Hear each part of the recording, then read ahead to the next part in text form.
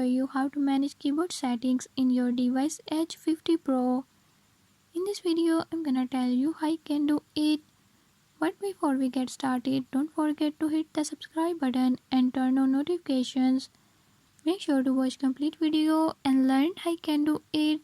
Let's watch the video.